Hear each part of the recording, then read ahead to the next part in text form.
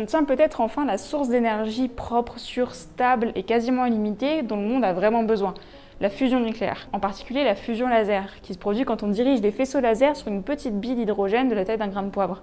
Il y a 5 ans, c'était complètement impensable, mais tout a changé en décembre 2022 quand l'Agence de sécurité nucléaire des États-Unis a réussi à déclencher une réaction de fusion auto-entretenue, c'est-à-dire que l'énergie dégagée était supérieure à l'énergie injectée par les lasers. Bon, dit comme ça paraît un peu lointain, mais ça faisait quand même 70 ans que les chercheurs essayaient de produire ce processus qu'on appelle l'ignition. La ministre américaine de l'énergie a même jugé que c'était l'une des prouesses scientifiques les plus impressionnantes du XXIe siècle, surtout qu'elle était complètement inattendue, parce que jusqu'à présent, les investissements étaient surtout tournés vers une autre technique de fusion nucléaire, le tokamak, qui utilise des aimants supraconducteurs pour confiner les atomes d'hydrogène à de très faibles densités et à de très hautes températures. A l'inverse, la fusion laser est beaucoup plus rapide, elle se base sur la compression brutale des atomes d'hydrogène qui atteignent des vitesses hors normes de l'ordre du million de kilomètres/heure.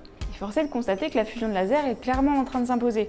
Depuis 2022, elle a été reproduite à 7 reprises, alors qu'on n'a jamais réussi à faire fonctionner un tokamak. Si bien que la Chine, les États-Unis et l'Allemagne ont investi dans des projets d'installation laser.